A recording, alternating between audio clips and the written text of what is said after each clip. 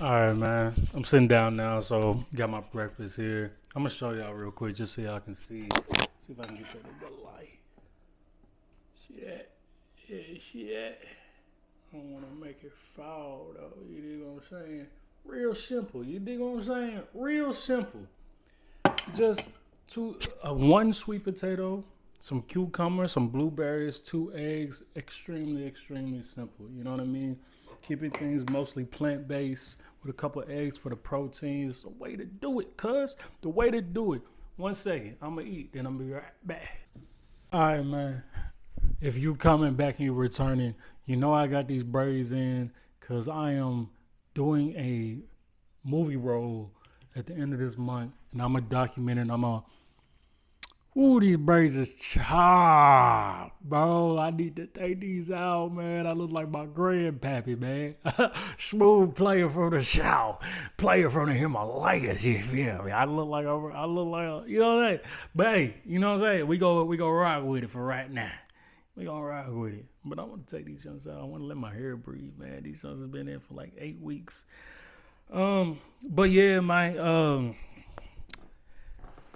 I wanted to talk about, since the last video was what I would do if I wanted to lose weight today. I want to talk about what I do to stay lean year round.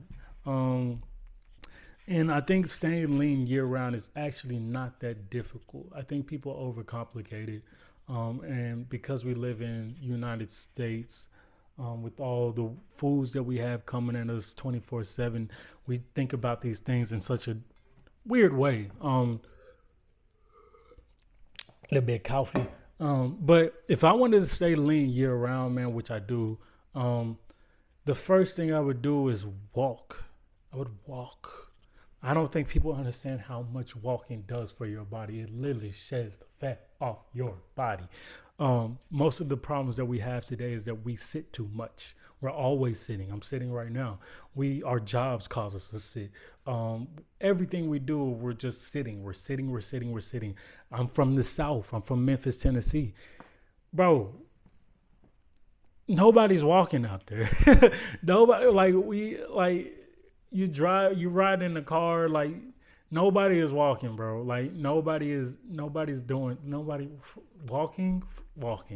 Like no, we'll take the car to the next spot, into the next spot, into the next spot. That's what we're doing. We're not walking. Um, but walking, literally, you have no choice but to be lean. Walking just makes everything just a lot more tight. It sheds the fat off your body. Me personally, I hit around 15 to 20,000 steps a day. That's my baseline. 15,000 steps. I don't like to go under that. If I'm going under that, it's because I might have somebody with me on the day or whatever the different factors. But I don't really like to hit less than 15,000 steps a day. Really, I want to hit 17. Like 17 is like, okay, it's straight. You know what I'm saying? Like when I hit 17,000, I'm like, okay, okay, okay. I did something.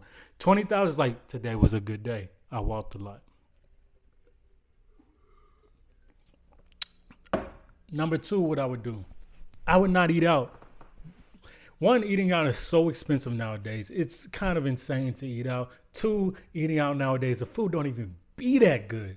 Like it's don't get me started. The food don't even be tasting that good no more.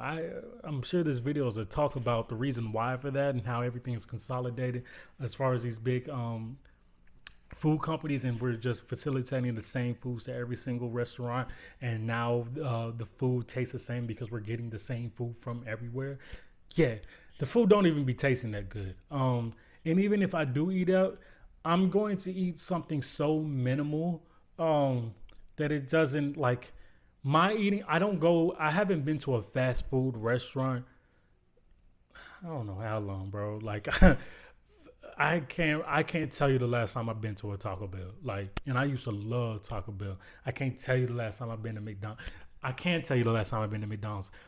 I was with my sister driving to my sister's wedding in Arizona, and we were going from Los Angeles to Arizona, and there was this one McDonald's in the middle of nowhere, and we went in there to get breakfast because it was like there was nowhere else to go, and we had already been on the road for like I don't know how long, maybe 6 hours or so. And we stopped at this McDonald's, and I got this the McGriddle.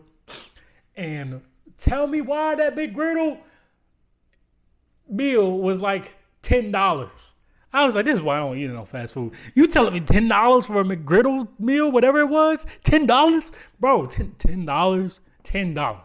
$10. No, I think it was more than that. It might have been like 15. It was something crazy. It was something crazy. I was like, this is insane. You telling me I'm paying $30 to kill myself or $15 to kill myself? What are we doing? What is it?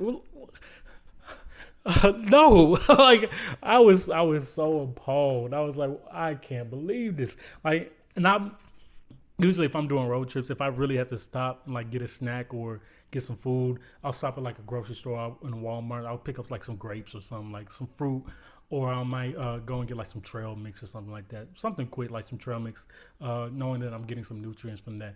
But bro, I was starving. I ate some McDonald's. That was about 4 or 5 months ago. But any other, and before that, it had been years. I hadn't been to a McDonald's in years, and I hadn't been to no Wendy's or none of that. I don't do that. If I'm eating out, it's like some Thai food or like some type of Armenian food with like some shawarma or something like that. Something rice based, something ethnic, something that is not just filled with bull crap. You know what I mean? And even that, I don't really do that often. It's like if I'm going with a friend somewhere, I'm going to do that. And if I'm eating out, like let's say it's a birthday dinner with a friend, I'll opt for the vegetarian options. Like if it's a pasta or something like that, or that might have like, any type of vegetarian option that they have. Even though I do eat meat, I eat meat at home.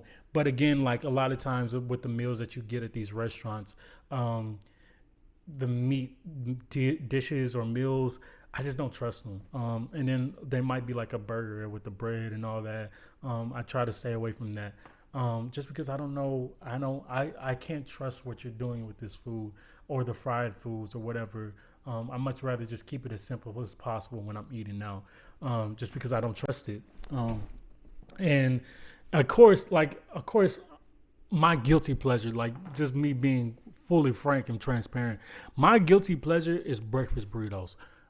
I love, love, love a good breakfast burrito.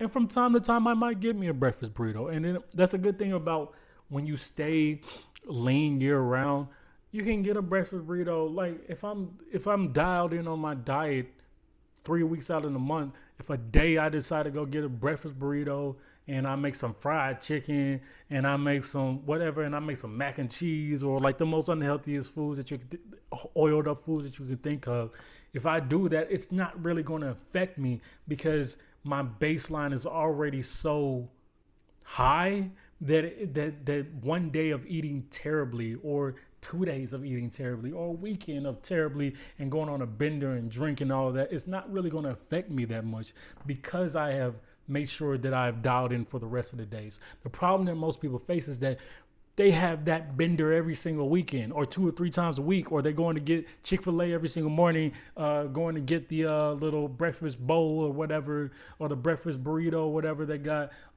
That's going to mess you up. One, because it's going to open up the gateway for you to do that too much. And what you want to do is you want to keep things as simple as possible. And when you keep these things as simple as possible, you'll realize how easy it is to be dialed in. The energy that I have when I am on this, when I'm eating correctly, and I'm dialed in, I have so much energy, and my meals are so simple that it's easier for me to eat like that than it is for me to eat all the bull crap. Like, I'll show some of the different food dishes that I make, and like my breakfast is usually extremely simple. Like I'll do like a couple of eggs, a couple of sweet potatoes, blueberries, or I might do like maybe I'll do a hash brown or something like that, or maybe I'll do what I'll be like a lot of the times my breakfast is just like fruit. I'll just eat a lot of grapes, or I'll eat a lot of blueberries, I'll eat some strawberries, or I'll go and get like some oranges and stuff like that. And this brings me to my next point: how to stay lean year round. Shop at the farmer's market. And I'm not saying it for specific health reasons, right? The food at the farmer's market nutritionally usually has the same nutritional value as a food that you can get at a grocery store. It's not why I eat at a farmer's market. And this can be a very stupid reason to eat at the farmer's market, but it's my reason to eat at the farmer's market. One, the foods that are at the farmer's market, it supports locally grown, locally sourced fruits and vegetables and produce and meat, which means I'm supporting local farmers, which means I'm not putting money in the pockets of billionaires or Tyson or whoever that are injecting chickens with pig Latin fat or whatever the hell. I'm putting money into pocket. I'm putting my money into the pockets of my community. That's number one. And two, even though the things are more expensive, like for example, the eggs that I get, man, these eggs are so good. Like they're some of the best eggs you have had, whatever. They're $10, right? Get a dozen eggs, $10. That's expensive. But it also makes me prioritize eating my food. And I have a schedule of like, okay, I usually get paid on a Tuesday, right? And so I have this week cycle of how much I can eat. And when you eat at the farmer's market, let's say I get some vegetables, I get some fruit, I get whatever. Maybe I get like some meat, maybe I got some fish or some chicken or something like that. It forces me to eat the stuff that I bought. I'm not going to the grocery store where I can go up and down these aisles and just grab stuff that's super cheap. I'm going to the farmer's market and everything that I buy is intentional. And it makes me be creative with the meals that I make. Like, for example, one thing that you can always do is a stir fry. You can always do a little stir fry. You can get the vegetables that you bought, chop them motherfuckers up, get some soy sauce, some hoisin sauce, some fish sauce, you can eat all that and just do your little stir fry. Get some rice, boom, you got a stir fry. Or you can do like a little kale salad or what's a spinach salad or whatever, a cucumber salad. It forces you to eat the foods that you buy, and that's what I like about going to the farmer's market. It makes me be even more dialed in because these foods are going to spoil. I don't forget the word. I don't know if it's non-perishable or perishable.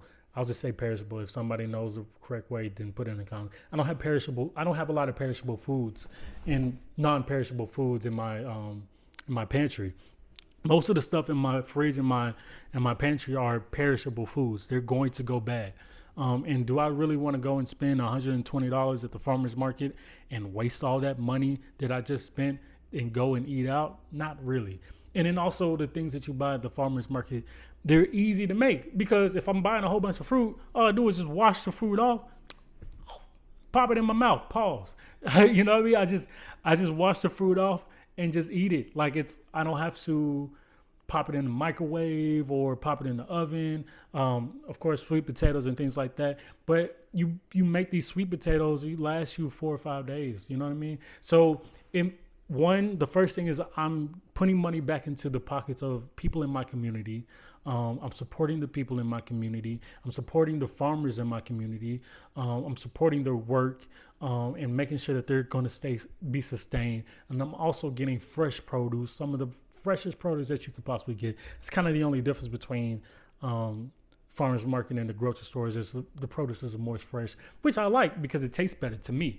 And so I'm getting this fresh produce, and I'm also making sure that all the things that I buy, I'm eating. Because one of these things are expensive. I'm not going to spend $10 on eggs and then not eat the eggs and go to Chick-fil-A. I'm not going to spend $10 on eggs and then go to Denny's or Waffle House. I'm going to eat these goddamn eggs that I just spent $10 on. So another thing I would do is I would get into calisthenics. Calisthenics is such a beautiful workout regimen because you can do it anywhere. You get you a jump rope and you got hands, you got feet, you can do calisthenics, man. You go to any park around your house, I'm sure there might be a pull-up bar, dip bar. You got a workout in 25, 30 minutes. Calisthenics, you don't need to take a lot of time.